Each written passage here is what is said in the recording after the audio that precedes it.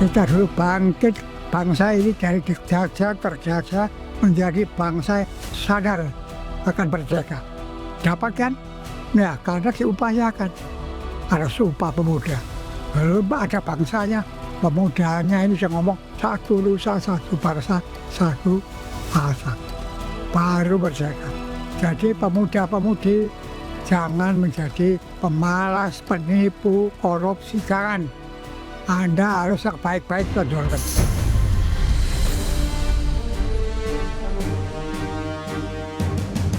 Demokrasi kita adalah demokrasi yang berdasarkan value Pancasila. Jadi kalau orang berpikir, bertindak di luar nilai-nilai Pancasila, ya jangan sebut demokrasi Pancasila. Ya Pancasila itu yang benar, ada lembaga tertinggi di Indonesia.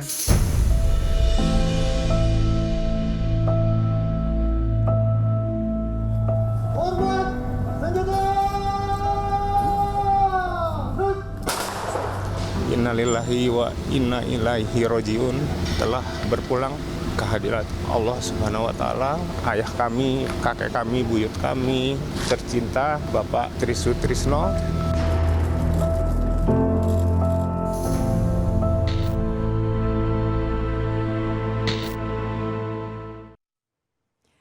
Selamat malam, selamat bergabung kembali di program Rosi bersama saya Rosiana Silalahi. Malam ini menjadi malam yang secara khusus kami dedikasikan tribute to Bapak Tri Sutrisno. Senin 2 Maret 2026 Indonesia kehilangan salah satu putra terbaiknya, Jenderal TNI Purnawirawan Tri Sutrisno. Ia dikenal lugas dan tegas saat menjadi Panglima ABRI, nama saat itu, dan Wakil Presiden Republik Indonesia. Meski demikian, pria kelahiran Surabaya, Jawa Timur ini adalah sosok yang hangat dan merakyat. Juga kepala keluarga yang sederhana dan bersahaja. Malam ini saya mengundang istri dan putra-putri almarhum Jenderal TNI Purnawirawan Tri Sutrisno. Selamat malam Ibu Tuti Setiawati. Selamat malam. Terima kasih Ibu Tuti sudah bisa hadir sini. Terima kasih banget. Dan kemudian anak kedua atau putra kedua dari Bapak Tri Sutrisno, Mas Taufik Dwi Cahyono, yang selalu dipanggil Mas Cepi. Selama ini tentu jika Anda melihat pemberitaan tentang Pak Tri Sutrisno, beliau menjadi juru bicara keluarga. Lalu ada anak keempat, seorang putri yaitu Mbak Nori Chandrawati. Mbak Nori, terima kasih sudah datang. Dan si bungsu, putri bungsu anak ketujuh dari Pak Tri Sutrisno, Natalia Indrasari atau Mbak Lia. Sebelum saya memulai percakapan yang mengingatkan kita kembali tentang Pak Tri, izinkan saya untuk selamat ulang tahun Ibu Tuti. Ibu Tuti berulang tahun pada tanggal 3 April lalu, berusia 86 tahun. Wow Bu, nggak kelihatan loh Bu. Jadi betul-betul luar biasa. Kayak 68 Bu Tuti. 18. Saya ingin bersama tim Rosi ingin ucapkan selamat ulang tahun untuk Ibu Tuti. So, happy birthday to you. Happy birthday to you. Happy birthday, happy birthday, happy birthday to you. Yeah. 86 tahun Ibu Tri Sutrisno. Selamat ulang tahun sekali lagi ya Ibu ya. 86 Bu. Amin. Hebat. Ibu Tuti silakan Bu. Bu Tuti 86 tahun masih segar bugar. Bu, saya belum 86, belum 50 lewat lebih, jalan udah begini. Ibu kenapa bisa Jalannya hebat? jangan digituin dong. Hah? Ya, jalannya jangan. Ibu kenapa bisa keren banget Bu? Sehat luar biasa. Resepnya apa Bu? berkah dari Allah Subhanahu wa taala. Kita terima. Tahu nggak Bu, waktu Kompas TV Breaking News untuk rangkaian pemakaman Pak Tri, itu rata-rata komennya, lihat Ibu Tuti 86 tahun, waktu itu disebut 85, 86 tahun Bu. Mereka semua terkagum-kagum karena fisik Ibu luar biasa. Terima kasih. Sehat terus ya Bu. Amin. Sekarang gimana kabarnya Bu Tuti? Sampai hari ini alhamdulillah semuanya aman. Semuanya aman. Masih ada rasa kehilangan Bu? Pasti. Pasti itu tidak akan pernah hilang. Apalagi Ibu baru ulang tahun ya Bu. Biasanya apa yang diberikan Pak Trisno pada Ibu setiap Ibu ulang tahun? Saya nggak pernah diberi hadiah apa-apa. Kecuali ucapan selamat, kamu jaga kesehatan, kita kalau bisa nolong orang, mari kita bareng-bareng aja deh membantu siapa yang bisa kita bantu. Itu hadiah ulang tahun dari Bapak. Itu hadiah ulang tahun dari Ya. Bapak. Kami harus tetap bisa berbuat untuk orang lain, sekecil apapun. Jadi untayan doa ya Bu Tuti ya? Betul. Dari Pak Trisno. Harapan dan doa. Saya ingat waktu saya taksiyah dengan Bu Susi ke Bu Tri. Bu Susi bilang jangan sedih ya Bu. Ya saya pasti sedih. Tapi semuanya pasti ada tempatnya. Semua ada waktunya. Kapan harus bersedih, kapan juga harus melanjutkan hidup. Wow. Semua ada garisnya. Sudah ditentukan oleh Yang Maha Kuasa. Yang penting bagaimana kita berterima kasih pada Tuhan dan bisa memanfaatkan kesempatan untuk bisa berbuat sesuatu untuk orang lain. Jadi Bu, ini ada Mas Cepi, Mbak Nori, Mbak Lia. Sebenarnya putra-putrinya kan 7 ya Bu ya? 7. Banyak ya Bu ya? Banyak sekali.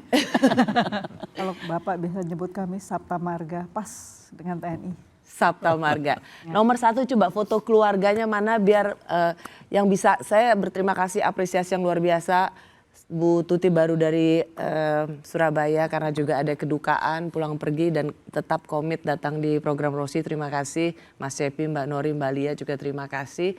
Ini ada, nah Bu Tuti jadi nomor 1 perempuan ya Bu ya? Iya, Nora. Mbak Nora. Nomor 2 Mas Cepi. Nah, pria yang sudah menjauhi kegelapan dunia. Insya Allah maunya. Kelihatan dari rambutnya. Dari rambutnya saja baru. Yang kedua, yang ketiga Bu, Firman, Mas Firman. Oh, pensiunan Pak Polisi. Pak Polisi dulu penjabat Kakor Lantas. Ya, Jadi cewek, cowok 2, cowok 2, cewek, Mbak Nori nih. lalu cowok lagi 2, Cowok lagi 2. ditutup sama ini. Jadi cewek 2 cowok, cewek 2 cowok. Artinya apa tuh Bu? Sabta Marga. Sabta Marga. Yang cowok dikawal terus sama yang cewek-cewek Bu. Betul, makanya saya katakan anak mama yang lanang ini penakut. Tanya dia, kenapa Mam? Iya, kamu berada di antara perempuan-perempuan. Jadi anak perempuan mama yang 3 nih jagoan semua. Baru mau muncul kalau diawali dan diakhiri oleh yang perempuan ya Bu ya. Terus Mas Cepi, Yap. hari ini kita berbincang tanggal 9 April. Nggak terasa 10 April 40 harinya Pak Tri. So apa yang berubah? Yang pertama kalau kita kangen biasanya mau diskusi, bertanya, udah tinggal nginget-nginget yang lalu, udah nggak bisa ketemu lagi. Itu yang paling kerasa. Makanya Lebaran kemarin Mama bilang ada yang kurang ya kayaknya gitu kan.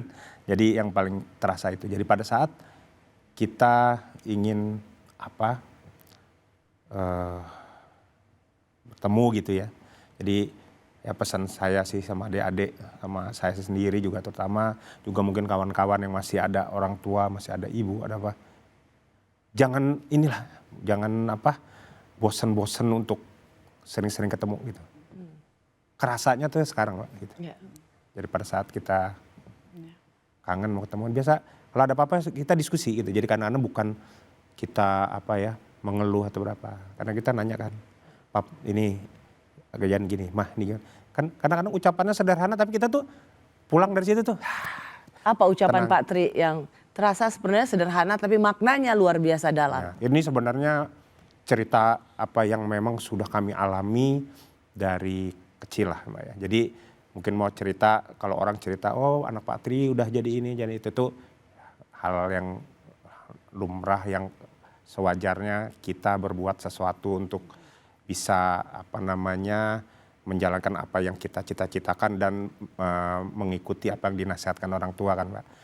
Jadi kita tuh ada challenge lah sebagai putra-putri Pak Tri itu ya. Jadi bahasa sederhananya Mbak, apapun yang kita perbuat kalau bagus, ya jelas aja anaknya Pak Tri gitu kan. Nanti kalau kita ada salah jelek, loh kok anak Pak Tri begitu sih? Nanti pasti. Nah itu Karena Pak Tri bagaimanapun juga Panglima ABRI pada waktu itu. Lalu kemudian ajudan Presiden Pak Harto dulu.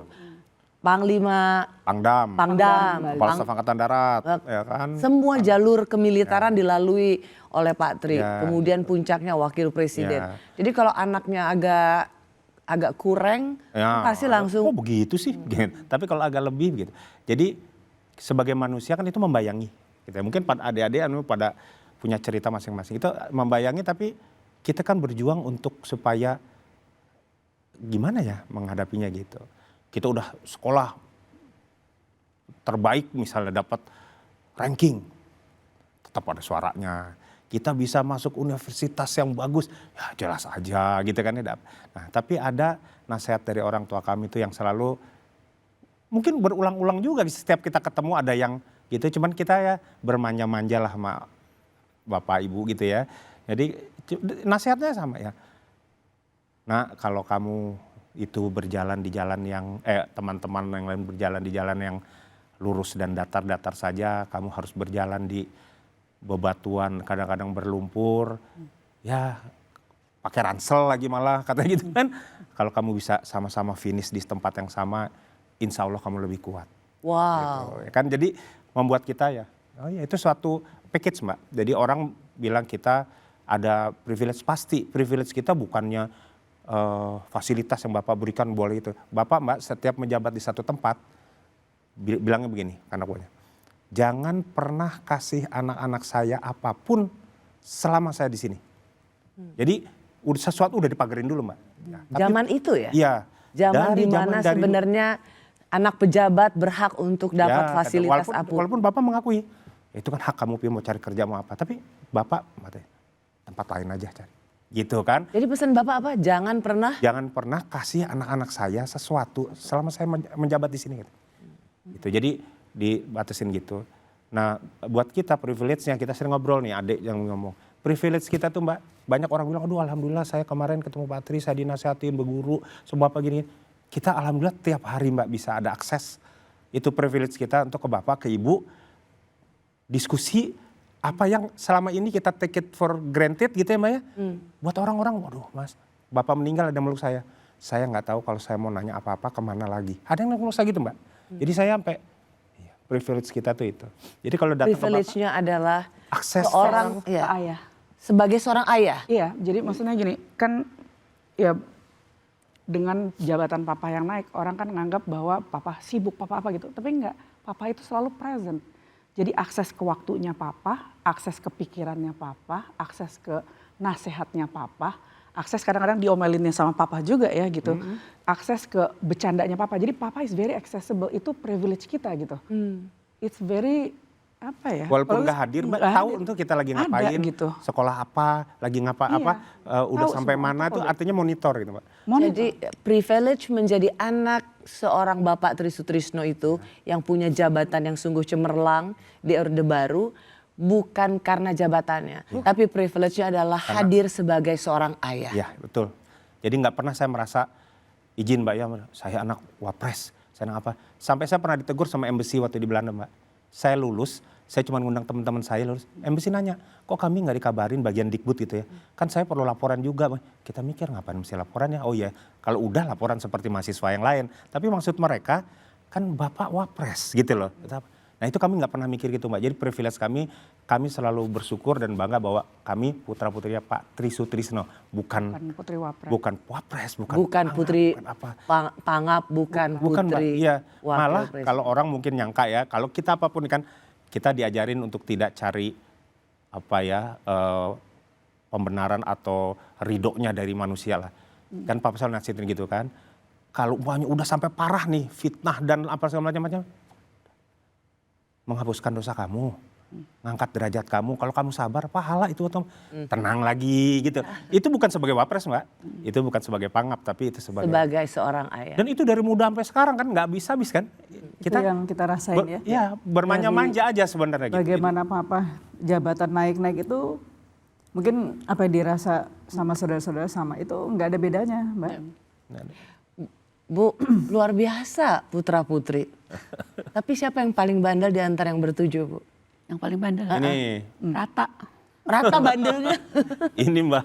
Ini bandelnya begini, ini bandelnya begitu, jadi nggak bisa disamakan ya. Oh. Tapi semua memang begitu. Bikin kamar masing-masing rame, bikin rumah kami rame. Jadi ya dengan anak 7. Di rumah Rame-rame. berisik semua sih Mbak. Sebenarnya di rumah itu berisik. Yang sebenarnya kalau mau dibilang paling diem tuh Mama sama Kang Iman ya. Jadi kalau kita udah ngomong tuh sebenarnya nggak ada yang dengerin. Semua ngomong. Itu Tapi pun nanti juga gini, bercanda Mama terus, ini Iman." siapa ngomong apa? Nanti Mama sama Kang Iman gini, enggak tadi lo ngomong gini, ini ngomong gini, oh oke gitu. Jadi nggak ada yang dengerin. Siapa yang lebih galak? Pak Tri atau Ibu? Enggak, Oh. Mbak Nora. Sekejam-kejam ibu kota, lebih kejam Ibu Nora. Kakak pertama. Kakak pertama. Kan kalau Bapak Ibu pergi kan kepala Dia, sukunya Bu kepala Nora. sukunya Jadi Bu Nora.